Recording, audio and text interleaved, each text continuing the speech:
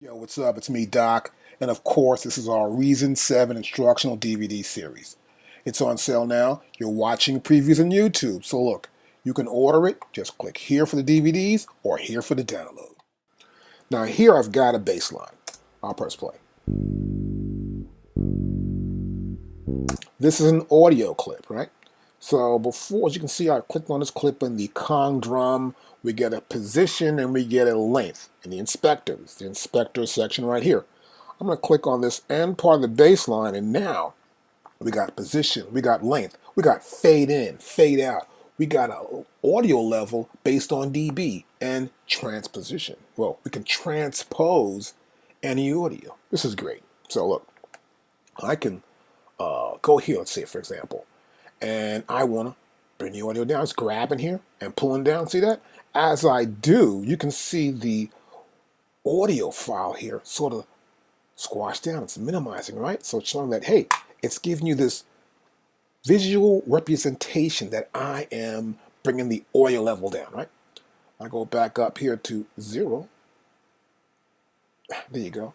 That's full level right there, right? I click here. I can see my full level. Here I see the full level too. I can also do a fade out. Like for example, let's start from right here. I'll play the audio file. Okay, let's say I want to fade that end out. I go to here, I'm going to drag up. And as I do, you will notice there's a little like circle there and a little line here. Right there. The right diagonal. See that there? And it's just, that's the fade. And I can move it by hand. See, that's pretty cool by hand, right? But I can also move it from right here. Just keep dragging up, click and drag, and play it back from here now. And the file fades out. This is very important. When using audio files, sometimes you might get some noise at the end, sometimes some either clicking in or someone making a noise or something before they start playing, or the guitar player moving his hand or whatever. And it's good to have these fade-ins and fade-outs. Also with some samples. You might have your own samples. You pull them in. You hear stuff you want to fade on top of a different sample. You can fade in and fade out. So it's good to have these handles at the end of these clips.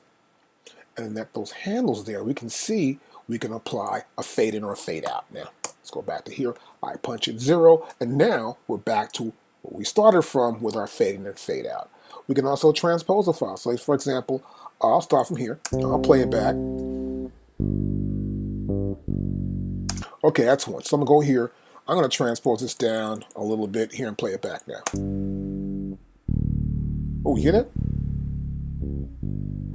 Now this is so cool inside Reason. You can actually transpose a file, and if you notice, it didn't sound too bad. It doesn't really take away from the audio file. It sees it, it says, okay, we're going to go down to this step, and then it sort of makes a brand new file. Let me listen back to that now. We're going to go down here again, a little lower. So you can't go down too far, obviously, right? Because if you do, you're going to get a really bad sound. But it's important to realize sometimes you may need to pitch up a drum to make it match the music. Or sometimes, singers are off sometimes. And we have our fade in right here too as well, of course, right? But I want you to notice something too here. You can also grab these handles in here. Like I can move up here, look like I'm going to do that by hand like that. And then here in the corner, I can move it out. See that?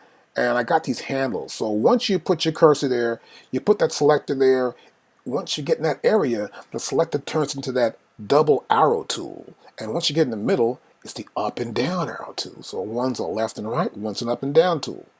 And it helps you to adjust the volume or the fade in or fade out. And you can see those settings in the inspector on top.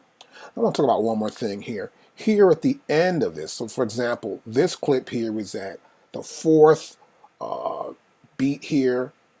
And then, of course, you see it right here. I grab a hold of that, right? That's 4, 2, 2, 3, 3. And there's an asterisk right there. And that's a subtick. So a tick is more like, so there are 960 PPQs. And these are little spaces between from one 16th note to the next 16th note. And it gives us a way to get a real accurate response. But when recording inside of Reason, we get 15, 9, 30. So we can get sub ticks. And that's what that little asterisk right there next to the number represents. So we can get recordings and information. We're recording the data for automation, recorded real accurately. So accurate that it's in sub clicks as well. And that way we can move anything around. We can even grab other clips and move them together. Now here, for example, I got that clip there. I grab this one here. I grab that one there. Now you notice something happened now. Now you see an equal sign. Let me drag over here a little bit so we can see this whole thing. That's better.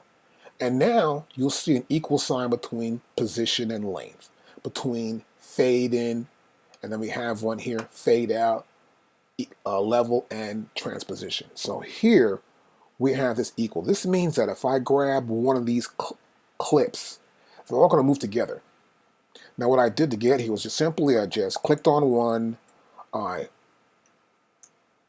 hold down the shift key, and then I have all three clips selected.